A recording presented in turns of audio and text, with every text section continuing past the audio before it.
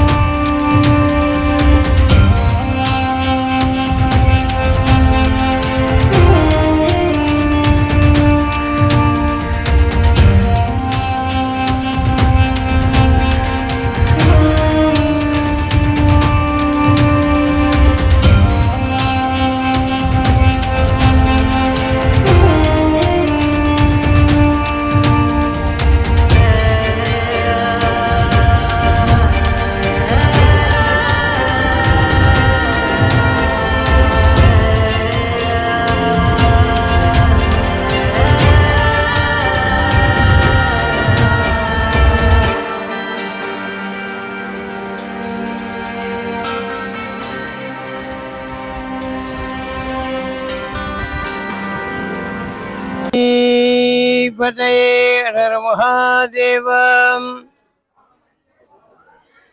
திரு என்றால் அழகு, உத்தரம் என்றால் உபதேசம், கோஷம் என்றால் ரகசியம், மங்கை என்றால் பார்வதி. அம்பாளுக்காக ஏற்பட்ட பெயர்தான் திரு உத்தர கோஷ மங்கை என்று பெயர். சுவாமி மலையிலே தந்தைக்கு முருகன் உபதேசம் என்றார். அதுபோல இங்கே சிவன் அம்பாளுக்கு சிவ ஆகமத்தை உபதேசம் செய்கிறாள். அந்த ஆகமத்தை உபதேசம் செய்ததுனால, சிவாகமத்தை உபதேசம் பெற்றதுனால சுவாமி அம்பாள் பெயர் உத்தர கோஷ மங்கை என்று பெயர். திருவாசகம் ஃபுல்லாக மாணிக்க வாசகர் இங்கே தான் படிக்கிறார். முதல்ல பார்த்த சிவன் உலகத்துக்கே முதல் சிவன், ஆதிசிவன். அந்த சிவன் 5000 வருஷங்களுக்கு முற்பட்டது. மண் தோன்றா கல் தோன்றா காலங்களுக்கு முற்பட்ட சுவாமி பேர் மங்களநாதன். ராமாயண காலம் மகாபாரத காலங்களுக்கெல்லாம் முற்பட்ட பெயர். மாணிக்க வாசகர் இங்கே வரும்போதே இந்த ஆலயம் இருந்ததுனால இந்த சிவாலயத்தில் இந்த சிவனை தென்னாடுடைய சிவனை போற்றின்னு, எந்நாட்டவர்க்கு இறைவா போற்றின்னு இவரைத்தான் குறிப்பிடுறார். அதனால சுவாமியை இவரைத்தான் அந்த திருவாசகத்தில் குறிப்பிடுறார். திருவாசகத்தில் எல்லா பேர்லேயும் திரு உத்தரகோசமங்கை மன்னா, உத்தரகோசமங்கை அரசே, உத்தரகோசமங்கை முதல் வள்ளல், முத்தி கொடுக்கும் முதல் வள்ளல் அப்படின்னு சொல்லி நிறைய படிக்கிறார். இங்கே பரிகாரம் கிடையாது, பிரார்த்தனை. மனசில் பிரார்த்தனை பண்ணாலே நம்ம எல்லா காரியமும் என்ன நினைக்கிறோமோ அது நமக்கு நிவர்த்தி ஆகும். காசிலேருந்து ராமேஸ்வரம் வரைக்கும் எந்த சிவாலயத்திலையும் தாழம்பூ சாத்துறது இல்லை. இந்த சிவனுக்கு மட்டும் தாழம்பு சாத்தி வழிபாடு செய்யலாம். ஏன் அப்படின்னு கேட்டீங்கன்னா, தாழம்பு சிவனுடைய அடிமுடியை பார்த்தேன்னு பிரம்மாவோடு சேர்ந்து பொய்சாட்சி சொன்னதுனால அந்த சிவபெருமானுக்கு தாழம்பு சாத்தினா நம்ம முன்னோர்கள் சாபம், பித்திருக்கள் சாபம், பட்சி சாபம், பிராமண சாபம், கோசாபம், பசு சாபம், இந்த மாதிரி 7 விதமான சாபங்களும் 7 தலைமுறையில் இருந்தால் கூட இந்த தாழம்பூ சாத்தினா நமக்கு நிவர்த்தி ஆகும். உலகத்திலே இந்த சிவபெருமானுக்கு மட்டும்தான் தாழம்பூ சாத்தலாம். எந்த சிவனுக்கும் தாழம்பூ சாத்த மாட்டார்கள். ஆரம்ப பாடலும் இங்கே தான், முடிவும் இங்கே தான். கடைசியில் வந்து பொன்னூஞ்சல் பாடல் படிக்கிறார். சீரார் பவழங்கால் முத்தம் கயிறாக ஏறாரும் பொற்பலகை ஏறி இனிதமர்ந்து நாராயணன் அறியா நான் மலர்த்தா நாயடியர்க்கு ஊராகத் தந்து அருளும் உத்தர கோஷ மங்கை ஆரா அமுதின் அருள்தால் இணைபாடி போராவேர் கண்மடவில் பொன் ஊஞ்சல் ஆடாதோங்கிறார். சிவபெருமான் வந்து இங்கே படிக்கிற ஊஞ்சல் பாடு உலகத்தில் உள்ள எல்லா சிவனுடைய ஆலயத்திலும் எல்லா பள்ளியிலையும் இந்த ஊஞ்சல் பாடல் ஒரு பாடல் 9 பாடலில் ஒரு பாடல் படித்து தான் கதவை சாத்தி திருக்காப்பிடுவார்கள். ஆகையினால இந்த சிவபெருமான் வந்து இந்த ஊரில் தான் வந்து இந்த மனைவியோடு இங்கே தான் வந்து 365 நாளும் சிவபெருமான் தங்கிறதுனால தான் இந்த ஊஞ்சல் பாடல் இங்கே உள்ள பாடல் இங்கே படித்த பாடல். சிவபெருமான் வந்து இங்கே தான் வந்து நைட்டு ஆழ்த்து தங்குறார். உலகத்தில் எங்கேயுமே தங்கலை, இங்கே தான் வந்து தங்குறார். நம்ம வந்து இங்கே வந்து நினச்சி மிதித்தாலே முக்தி கொடுக்குற முதல் வள்ளல் உத்தரகோஷம் இங்கே அரசைங்கிற நம்ம சுவாமிக்கு வந்து அபிஷேக ஆராதனை அது இதுன்னு ஆடம்பரங்கள்லாம் தேவையில்லை. வந்து மிதித்தாலே மிதித்து மனசில் நினச்சாலே பிரார்த்தனை பண்ணாலே நமக்கு எல்லா காரியமும் கைகூடும், எல்லாம் நிறைவேறும். உலகத்தில் முதல் சிவாலயம், முதல் சிவன், ஆதிசிவன், ஆதிசக்தி. உலகமே திரண்டு பார்த்தாலும் எங்கேயுமே இல்லாத அபூர்வ மரகதக்கல்லால் உள்ள நடராஜர். இந்த நடராஜர் வந்து இப்போ பூஜை ஆகுது. இந்த நடராஜர் வந்து மார்கழி ஆருத்ரா திருவாதிரை என்ற நட்சத்திரத்தை அன்னைக்கு நாள் வந்து என்ன எப்படி இந்த சந்தனமெல்லாம் கடைஞ்சி சந்தனத்தை எடுத்து அபிஷேகம் பகல் பூரா அபிஷேகம் நடக்கும். இந்த சந்தனத்தை வந்து ஒரு ஒரு ஒரு 2-3 லட்சம் பேர் வாங்கிட்டு போவாங்க அன்றைக்கே. ஏன் அப்படின்னு கேட்டிங்கன்னா, பழனிக்கு போனால் பஞ்சாமிர்தம் வாங்குகிறோம், திருப்பதிக்கு போனால் லட்டை வாங்கிட்டு வர்றோம். அது மாதிரி உத்தரகோஷமங்கையில் பிரசாதம்னு சொன்னால் சந்தன பிரசாதம். இந்த சந்தன பிரசாதம் நினச்ச நேரம் கிடைக்காது, அந்த அந்த குறிப்பிட்ட டயத்துலாம் கிடைக்கும். அந்த 1 மாதம் கிடைக்கும், சாமி எடுத்த அன்னைக்கு கிடைக்கும், மற்ற நாளும் கிடைக்காது. இப்போ சாத்தியிருக்க சந்தனம் அடுத்த மார்கழி ஆருத்ரா திருவாதிரை அன்னைக்கு தான் சந்தனத்தை எடுப்போம், எல்லாருக்கும் கொடுப்போம். ஒரு நாளைக்கு 20,000 பேர் வர்றாங்க. மார்கழி ஆருத்ரா திருவாதிரை பெரிய திருவிழா உற்சவம். அந்த பக்தோற்சவத்துக்கு எப்படி பார்த்தாலும் ஒரு 15 லட்சம் பேர் குறையாமல் வருவாங்க. ஒரே நாளில் தரிசனம் நடக்கும், ஒரே நாளில் அத்தனை பக்தர்களையும் பார்க்கலாம். அவ்வளோ விசேஷமாக உள்ளது. மூர்த்தி விசேஷம், தீர்த்த விசேஷம், கீர்த்தி விசேஷம், பூமி விசேஷம். இழந்த மரம் தான், இழந்த மரம் ஸ்தல விருட்சம். இந்த இழந்த மரம் வந்து ஜனவரி பிப்ரவரி சீசனில் இழந்த பழம் பழுத்து நிறைய கொட்டும்.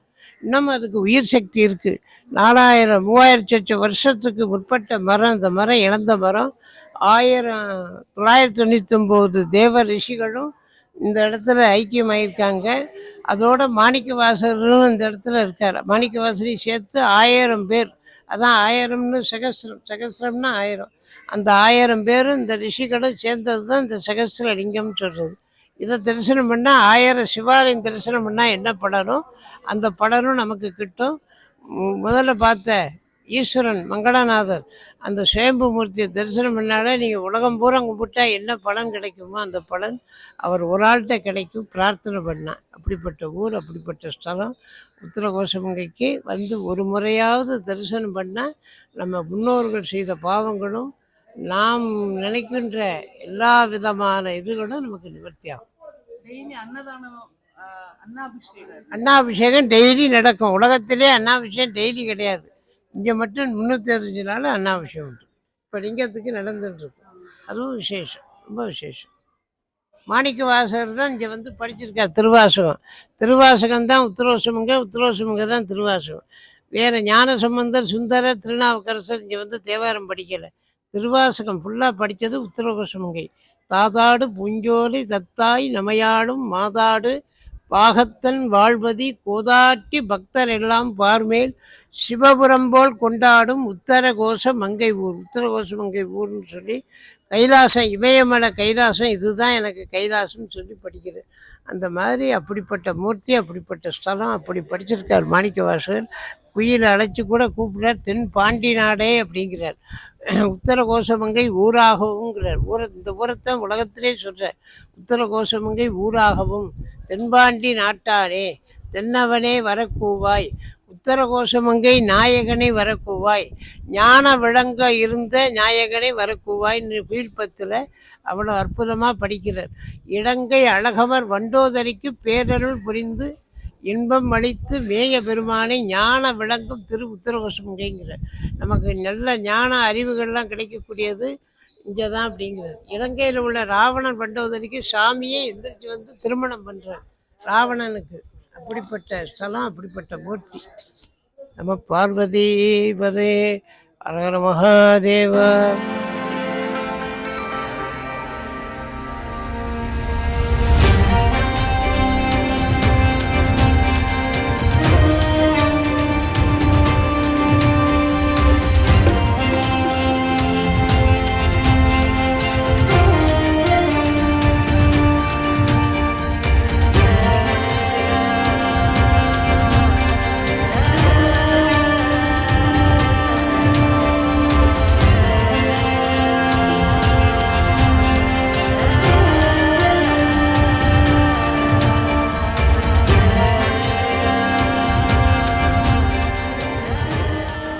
ஹாய், நம்ம சாமி கும்பிட்டாச்சு. நல்ல ஒரு தரிசனம் கிடைச்சது. நம்ம நினைக்காத ஒரு தரிசனமா இருந்தது.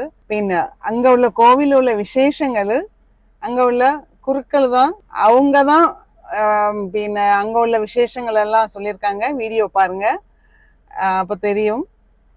பின்ன அதாவது எத்தனையோ எத்தனையோ வருஷங்களுக்கு வர்றதா நினைக்கவங்க கூட அந்த கோவில்ல வர முடியாத சூழ்நிலை வந்ததுன்னு சொல்லி அங்க உள்ளவங்க சொன்னாங்க. ஆனா நமக்கு அத நினைக்க முடியாத ஒரு தர்ஷனம், நினைச்சு கூட பார்க்காத ஒரு அந்த கோவிலா இருந்தது போனது. சிவபெருமானே வந்து எங்களை கூட்டு போனது போலதான் எனக்கு ஒரு ஃபீலிங் வந்தது. சத்தியம் சொன்னா நினைச்சு பார்க்க முடியாத ஒரு வர பிரசாதம்னே நான் சொல்லுவேன். ரொம்ப சந்தோஷமா இருக்கு. நல்ல வெயில், இப்ப திரும்ப போயிட்டு இருக்கோம். நல்ல வெயில். ஆனா கோவில் 1 மணி வரதான். 1 மணிக்கு பின்ன சாரி, கோவில் 12:30 வரதான். 12:30க்கு நட அடைச்சிருவாங்க. அடுத்து 4 மணிக்கு தான் திறப்பாங்க. நம்ம காலையிலே போனோம். அதனால நல்லபடியா சாமி கும்பிட்டாச்சு. சாமி கும்பிட்டு இப்போ வீட்டு போயிட்டு இருக்கோம். நல்ல வெயில். நீங்களும் போங்க, நல்லதே நடக்கும். அடுத்து இதே போல வேற ஒரு கோவில் போய் இதே போல தர்ஷனங்கள் கிடைச்சதும் என்னோட அருள் உங்களுக்கும் கிடைக்கணும். அந்த அருள் கண்டிப்பா உங்களுக்கும் கிடைக்கும். அடுத்த வீடியோல பார்க்கலாம்.